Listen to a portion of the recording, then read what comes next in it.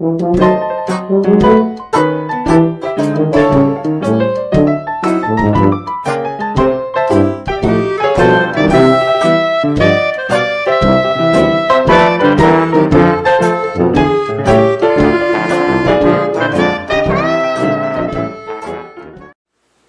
everybody, it's Grandmama. Time for another story from a hometown scrapbook. Molding sand. Hello there. This is a story of an opportunity not grasped, or the knockout that wasn't heard, or perhaps a dozen other descriptive titles that might describe a minor tragedy that happened to some of our fellow residents of the harbor who had a gilt-edged proposition at their doorstep, and they chased it away like a stray dog. It happened a long time ago, back in 1929 to be exact.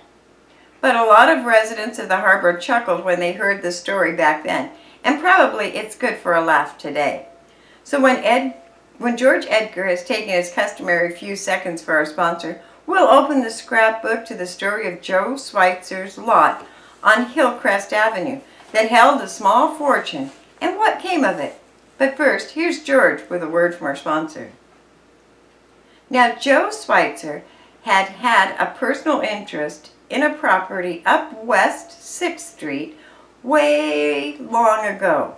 Joe came here when Grays Harbor was a lot younger, and after surveying the property situation, he settled on a chunk of land on top of the hill west of Duffy Street. That 6th Street extended beyond the Duffy Street Gulch, and he acquired that chunk of land. Joe thought maybe there would be a bridge spanning the gulch someday to connect it with the West 6th Street district, and it would become valuable home site property.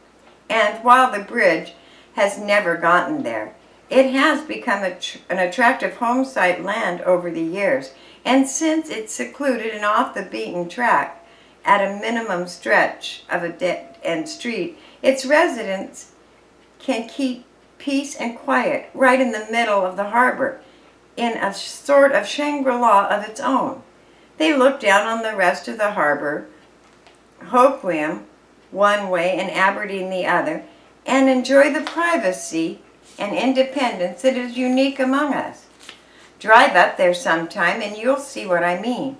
But this wasn't the story about independent property owners. It's the story about a lot that Joe Schweitzer owned on Hillcrest Avenue, the road that rims the top of that hill and is Main Street to the little settlement. It was back in 1927 that Aberdeen residents got a liking for a chunk of that hilltop land and made Joe a proposition, and it sounded good, so after the usual dickering, Joe sold his real estate. His name was George H. Labor, and he was an Aberdeen machinist. Now, it was a fine chunk of land for building a hillside home, but the new owner decided that he had a better use for it. The West End was growing, and he figured he could load the rich yellow sand of his hillside lot into trucks, much without any trouble, and fill tide flats with it. He did a little experimenting and found that it was going to pay off, and he began to contract for filling lots in Aberdeen's West End and Hoquiam's East End, and trucks rolled back and forth between the lots of the Hillcrest and the lowlands, hauling load after load of yellow sand that everyone agreed was fine fill. There wasn't much sand like it around the harbor, folks agreed, and it was fairly fine and without lumps, and it came out of a vein that ran deep into the hill back of Simpson Avenue, so the owner had no trouble in selling his sand. A load after load went down the hill and into the proprieties of the flats. It was early in 1927 that Labor sold the tract of land to Vern McManey, and Vern kept right on hauling the stuff down the hill and filling the lots and driveways, streets, and sidewalks with the fine sand that slipped into place with a push of a shovel and packed as tight as concrete when it was placed. Grays Harbor was busy in those years. The flats between the cities, which had been so long neglected, were getting fills or streets, and new houses were going up around, and filling business was pretty fair. business to be in. Now, it was about that time that a couple men were down from Tacoma to take a look at the harbor. Not with the idea of making any great changes in the order of things, but to take a look to see what was going on down on the West End. Curtis Friedlander, Aberdeen's promoter and real estate man, was their guide on the tour, and they made a few stops before they came to the spot where a fill was going in. They noted that the fills seemed to be an unusually high quality, and then one of them stopped down and scooped up a handful of the yellow sand and let it fun through his fingers. He scooped a second handful and then a third, and each time he felt the sand with greater care. Finally, he asked where the sand came from. Friedlander indicated that it was out of the hill behind the flats. "I could be wrong," the Tacoma man said, "but that looks and feels like high-grade molding sand."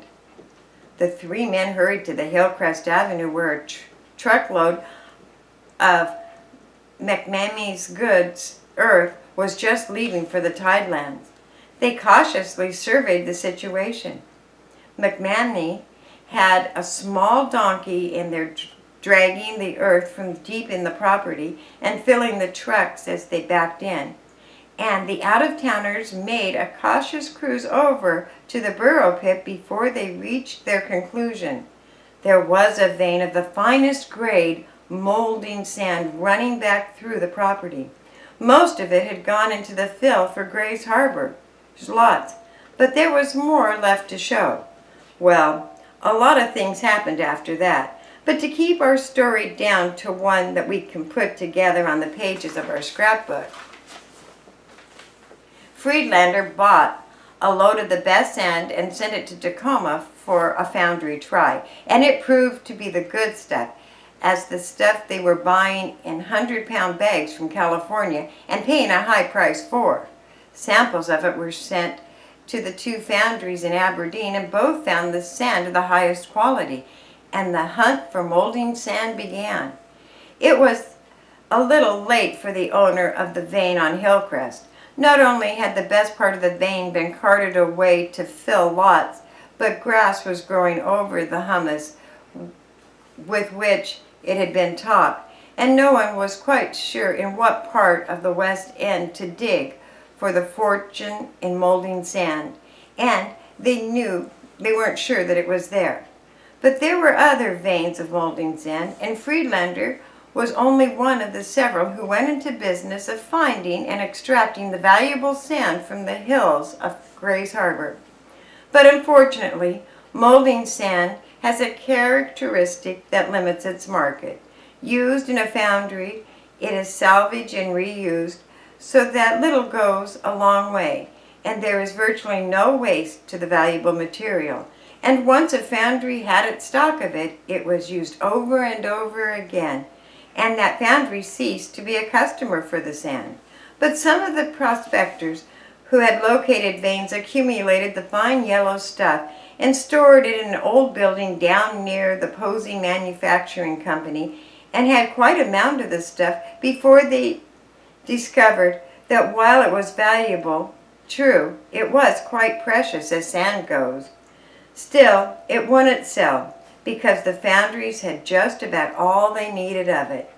But it didn't make Vern McMamie or George Labor any happier when they thought of all the small fortune in molding sand that they had hauled from the Hillcrest Avenue properties and dumped into the dead flats of Grays Harbor.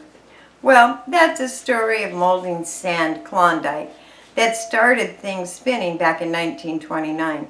But Joe Schweitzer, who still lives up on the hill that dominates Myrtle Street area between the two cities, reckons there's plenty more where that came from. Joe figures there's a dozen fortunes in molding sand in the hills in back of Grays Harbor, but no one is apt to get very rich digging it out because everyone has just about all of the molding sand they need right now.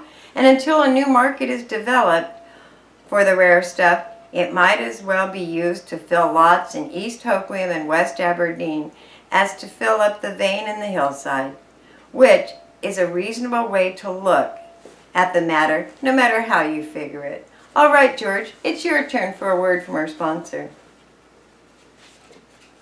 There's been a lot of prospecting in the soil of Grays Harbor for the valuables that it ought to contain, and some of the prospecting has brought results. Most folks won't recall it, but when Aberdeen was very young, a prospector sunk a shaft into the hill at the top back of Aberdeen, where Bel Air is today. He was looking for coal, and he turned up with a sort of black peat sandy that wasn't worth much, though it would burn under coaxing. And of course there was the oil hunt that had begun going on for 50 years, and the gold flurry that had everyone in pioneering Aberdeen on Schoolhouse Hill with a pick and shovel. But the one bonanza that the prospectors struck, and in big quantities too, turned out to be molding sand that was as good as you could dig out of the crust of the earth anywhere in the world. Yet it didn't make anyone rich because, well, everyone had about what they needed and what they wanted already. But it does provide us with a note tonight in our hometown scrapbook. Thanks for listening.